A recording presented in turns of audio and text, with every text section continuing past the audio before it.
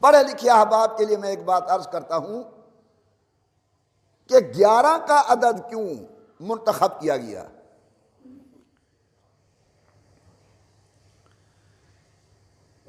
کتنا؟ 11 کا عدد۔ علماء نے لکھا ہے کہ حدیث متواتر کے لیے کم از کم 11 راویوں کا ہونا ضروری ہے۔ حدیث متواتر کب بنے گی؟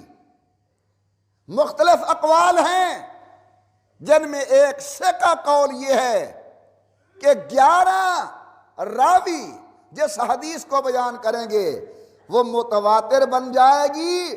اللہ نے حضور کے حرم کے اندر 11 ازواج مطہرات کو داخل کر کے بتا دیا کہ جس طرح باہر والا دین متواتر انداز میں امت تک پہنچا ہے، اسی طرح گھر والا دین بھی متواتر انداز میں امت تک پہنچا ہے۔